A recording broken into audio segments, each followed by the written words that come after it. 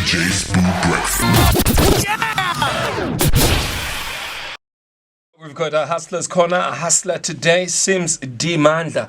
Kunjani mfowethu? I'm happy. How are you? Good to see you, man. Fantastic. Yes, so I wish I could get a hug from you. Let's talk about when did it really all start for you? And what is it that you've achieved at the moment? Is it financial freedom, or is it maybe seeing other people succeed because of you? Well, I used to be a barber, right? Mm-hmm.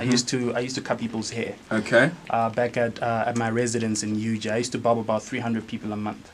And when these people used to come to my room, because I'm a very inquisitive person, I would always ask them, what are your plans for after you graduate? You know, and most people would tell me their plans and so on and so forth. And I asked them, do you ever want to become a millionaire? And 99% of them said yes. And I asked them, do you think it's possible to become a millionaire before the age of 30? And 99% of them said no. Why? Because they were thinking realistically. They were saying that, you know what, we still need to get a degree, and then after getting a degree, you still need to get a job, work your way up a corporate ladder, and then save up enough money, and at some point, you're going to become a millionaire. And I challenged that belief.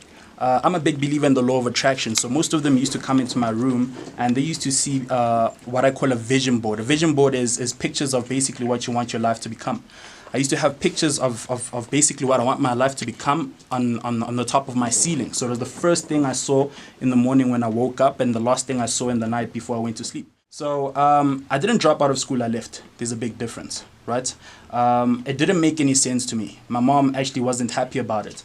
My mom has many different degrees, man, but she was in debt. So I saw that, you know, me going through the same routes wouldn't actually help me help them. Because most people are going through that route as well. They get a job, buy a house on finance, buy a car on finance, get a loan trying to pay off that loan, get another loan trying to pay off that loan. That explains this tie, by the way. It's called economic slavery. Just unpack the African Millionaires Den for us, please. And when did it all start? And whose idea, who came up with the idea of creating such a platform?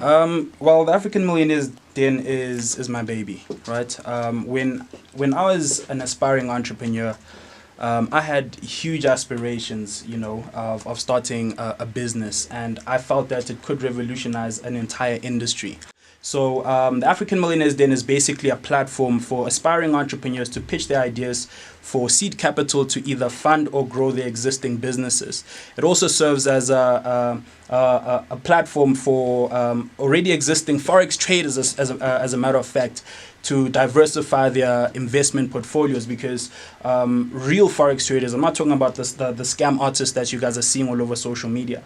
Real forex traders actually have more money than they know what to do with. Most of them, you'd find them in clubs blowing 50,000 rand a day, knowing that they're going to make it the next day and so on and so forth. So we created a platform for them to use their money wisely. Sure. So that's basically what the African Millionaires Den is. It's our way of showing South Africa that forex trading isn't really a scam. I know it's been receiving a whole lot of bad publicity. A lot of people are claiming certain stuff. So this is our way of showing the entire public that, you know what, forex trading is actually real, and we're going to be providing this platform for our country. For somebody who left school and then somehow managed to become a millionaire, how did you do that, and how do you advise other people who want to find themselves in a financial position such as yourself?